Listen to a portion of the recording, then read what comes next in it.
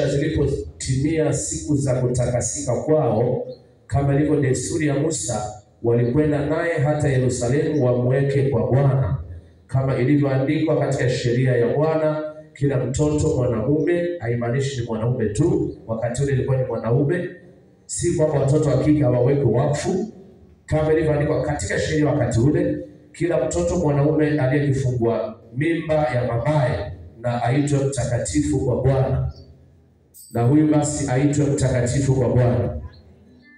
Wakatoe na sadaka kama ilivyonenwa katika sheria ya Bwana. Bwana Yesu asifiwe.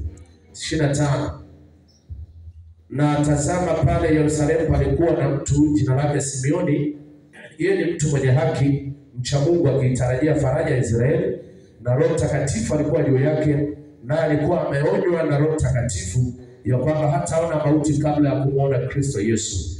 Basi akaja hekaluni ameongozwa na Roho, na wale wazazi walipomleta mtoto Yesu ndani ili wamfanyie kama ilivyokuwa desturi ya sheria, yeye mwenyewe akampokea mikononi mwake, akamshukuru Mungu akisema, sasa Bwana, wamruhusu mtumishi wako kwa kuwa kwa amani kama ulivyosema. Alisema anamruhusu mtumishi wake aende, sio mimi bado. Mwambie na mimi mchungaji bado.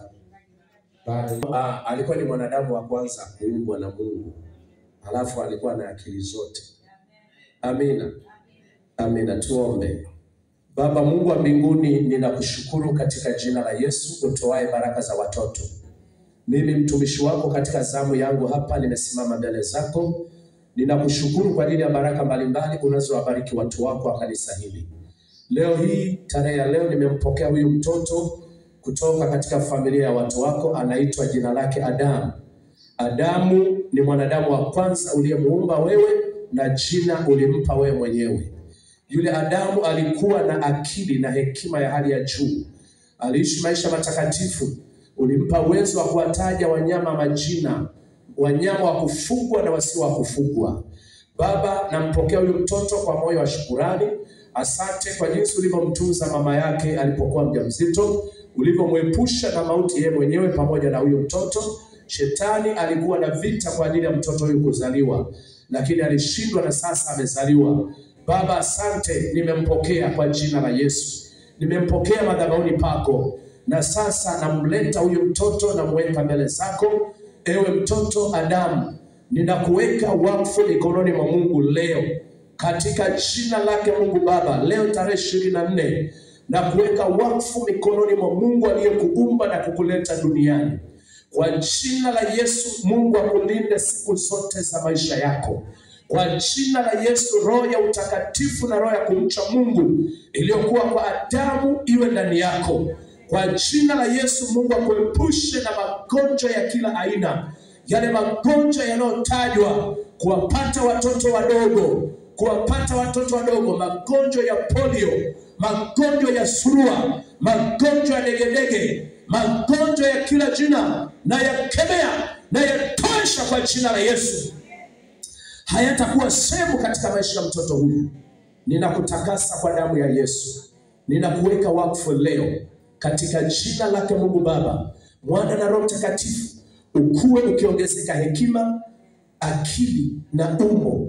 Na kemea roho ya kuduma afya, na kemea roho ya ulemavu, na kemea nguvu za kichawi, na kutenda na maroho yote ya kurithi machafu.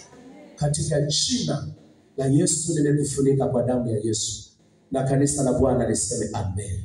Amen. Na kanisa la Yesu ambalo tumepokea baraka ya mtoto liseme amen. Amen. Amen. Adamu, Mungu akubariki kama alivyombariki Adamu wa kwanza. Amen. Asante. Huyu ni Adamu kweli kweli. Bwana akubariki, hongera. Bwana akutunze na wewe, akujalie uishi maisha ya mfano kwa ajili ya huyo mtoto. Aone roho ya kumcha Mungu ndani yenu kwa jina la Yesu. Amen. Lakini mtoto huyu Bwana amemleta, sehemu ya baraka zake Mungu ataziachilia katika maisha yenu. Amen.